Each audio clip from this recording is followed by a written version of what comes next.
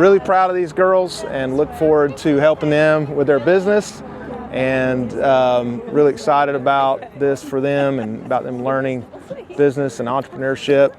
And we're grateful for the community support.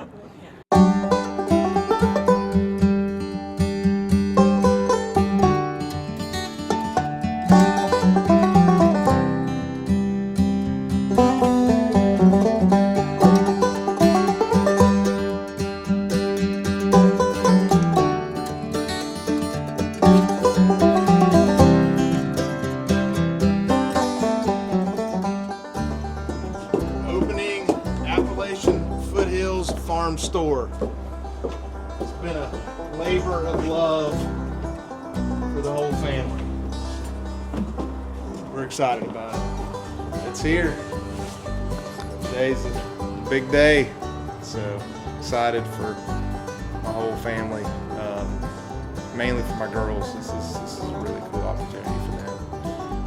So I'm really excited about it. A few relics here in the store.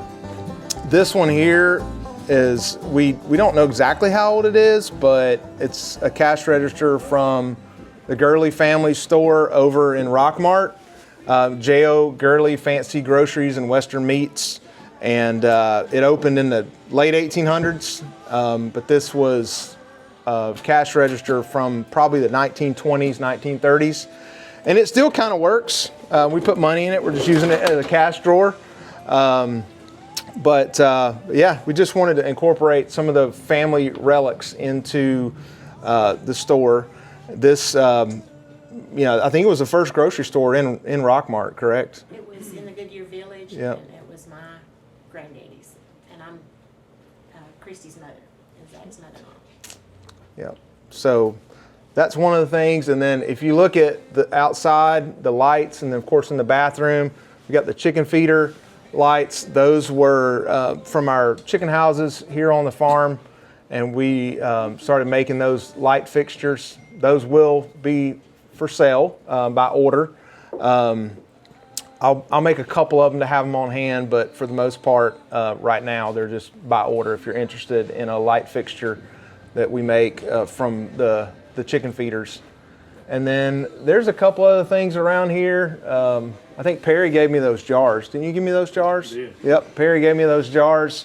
I don't know, well over a year ago, and said, "Here's some jars for your farm store." So They came out of my mom and dad's house. okay, yep, they came out of. Street in Taylor's. Okay, yep. So they came out of the Satchers house in Taylorsville, Georgia. Those are quite old as well. And yeah, now that one came from Jeff here, who's behind the camera. Jeff gave me that saw blade to for the store, and Jeff's been a big part of helping me get all this together back when he was here helping me on the farm. And so, of course, Sterling here. Let me introduce you guys to Sterling. So Sterling is I call him my bee partner. In my bee business, Sterling does most of the work when it comes to taking care of the bees. I'm just there to help if he needs me. He tells me what to do, but he takes care of all the hives. And in the back, we have our extractor, which isn't hooked up here. We had it in another facility before, and we moved it over here, but eventually it'll be hooked up here. And this will where we will be processing the honey and extracting the honey. But yeah, so Sterling is Lake Creek Bee Company in partnership with Appalachian Foothills. My in-laws are here. My wife is grabbing some ribbon, and got a lot of church folks here. Thank y'all for showing up. And yes. What? Oh, so the wood products are from a friend of mine over in Alabama, Trey Martin. He actually manages the Tip Top poultry plant in Rockmart. And so he custom made all the charcuterie boards and cutting boards for us. And some of them are quite bougie, I guess is the right word, with some types of wood that I'm not even really good at pronouncing. So I've got it all over here in the computer if you're interested in knowing what types of wood are in there. And we'll have some more products as we continue to grow the business. We'll have, oh, perfect, that'll work. And so we'll have cheeses, we'll have butter, we'll have syrup.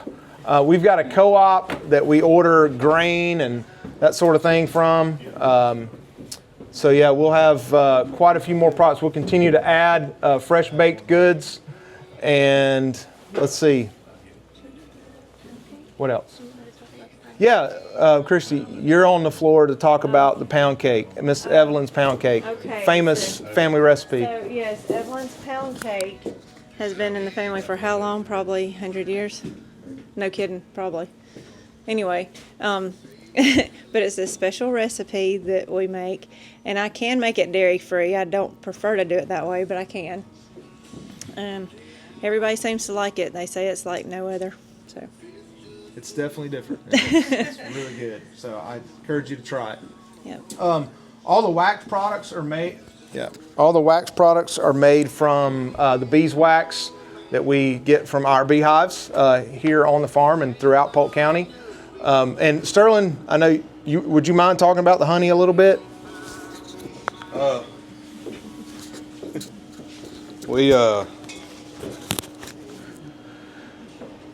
Let's see. Well, I have the hives scattered out Polk County. Right now I have them all in one place, but normally in the wintertime I'll ship them down to South Georgia because their spring will come on at least a month early. They have flowers blooming right now, but so that'll get the bees building up quicker, and then I'll bring them back up here for the spring local honey. And normally I try to shoot around the end of June. Everything around here quits blooming, and then I'll pour the honey, and like he said, we'll by June we'll have that thing, the extractor back there set up, ready to extract some honey. And the wax, when the extractor, it cuts the caps off the frames of the honey, and that extra wax is cut off. It goes through a spinner and spins the excess honey out of those. So what's left is mostly dry wax, and then we'll process it down and make the candles and the lip balm. And the honey I put in the 55-gallon drums. Then as needed, I'll bottle it into quarts and squeeze bottles and do what we need to do. And you'll notice there's a label up here on the outside of the door as well as the wall here. Sterling and I are both military veterans. Sterling's a Marine Corps veteran. I'm an Army veteran, and we are licensed to sell under the Homegrown by Heroes label, both the honey product as well as the grass-fed beef that we raise here on the farm. So we are currently 100% grass-fed, grass-finished, so the beef is very lean, and so we may offer some other, because if we can't keep up with demand, I may have to partner with some other growers around here to get some beef, but as of right now, all the beef here is from our farm. And I want to get my kids, and we're doing this in tight quarters because it's very cold outside, but then we'll go outside and get a photo here in a minute. But I do want to get my girls over here. Of course, I'll talk about them in order real quick. Lucy, most of y'all know, she's my oldest. She's 20. We just dropped off her boyfriend and his family who live in Brazil at the airport this morning at 5:50 and then came back from Atlanta, and we're scrambling to get everything ready.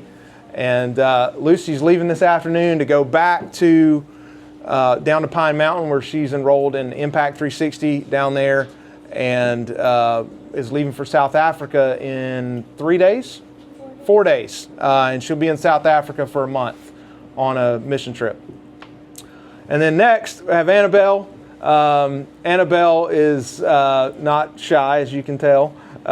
She likes to show off a little bit, and I'm thankful for that. She'll be our YouTube star for the store and sharing stuff about social media stuff for the business.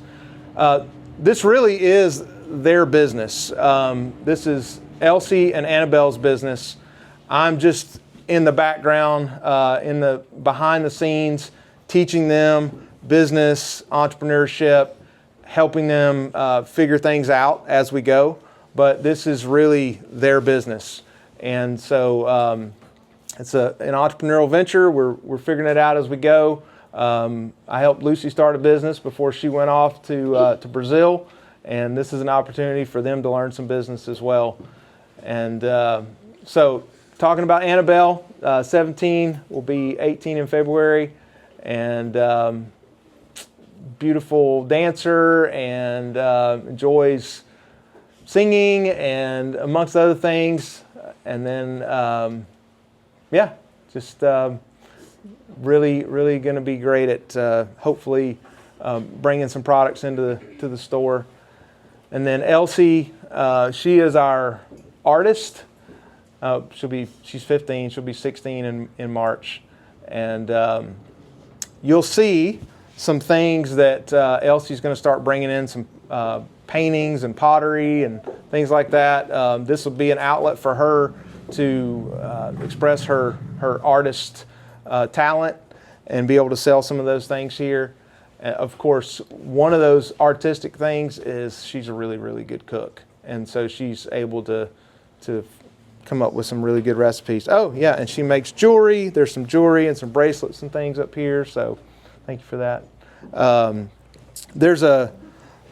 There's another piece of art that, do you want to talk, either one of y'all want to talk about this? The kintsugi? Yeah, so kintsugi is a Japanese art. It is liquid gold that it restores broken glass. It restores like broken glass or pottery, and when it's broken, it's kind of useless. Like, you can't use it because it's broken. But when it's restored with the gold, not only is it useful and it's more beautiful, but it's also stronger than it was before, because gold is stronger than glass. And so I have a little... Go ahead and just read it. Okay. From the beginning? Yeah, just start. Okay. Kintsugi, I am restored. Kintsugi is Japanese art made from broken pottery or glass, in which appears to be useless. In the Japanese culture, they would bind up the broken shards with liquid gold. Not only is it now useful, but it's also more beautiful and stronger than before. Similar to our hearts, God heals our brokenness and He makes us stronger and even more beautiful. We're not broken, we're beautifully restored. He heals the brokenhearted and binds up their wounds. Psalm 147:3. Come on in. We'll just finish talking about the kids. We got Harris. Where's Harris? Right over there. My 12, almost 13-year-old son. He's been a big help here putting this place together. Most of the outlets were wired by Harris. We had an electrician that taught us how to do everything, and oversaw the project. But Harris did a lot of work in here, and so I know that he's really proud of seeing all these folks coming out today. Of the work, your hard work is paid off. People get to see it. So, and then we got Rosemary, Lottie. Where's Lottie? Here. Lottie and Owen. Their talents are still being developed and yet to be seen, but we're excited to see. Definitely a dancer. What, baby? I just said that. Oh, you said dancer. Yes, definitely a dancer. This one right here is definitely a talented dancer, but we're continuing to see how their talents develop and what they're going to really be interested in. But 7 kids, So and my dad. Jumping in here and there, lots of work, lots of hard work in this. And Perry did all the plumbing. And yep, and some of the electrical helped me out with that. And so Brad Prater was a big part of the electrical as well. And just really, really grateful for all the help with everybody. But last but not least, thank my wife, who literally stayed up all night. I don't think she got any sleep, Maybe a couple hours. but was just helping get things together. I did get a little bit of sleep last night because I had to drive to the airport and back. But just really grateful. I love you. Thankful for you, and just all the work that you helped put all this together for the kids. Like I said, it's their business, and we're just in the background to support them. So we'll go outside here in just a minute. If you guys could, most people just kind of stay on the porch, a line along the rails. Maybe some of you can kind of come down the ramp. We'll have Annabelle and Elsie up front at the ribbon at the entrance. And then Christy and I will be kind of standing behind them. And then Jeff will be able to go up kind of on the hill, and we'll get a few pictures and stuff.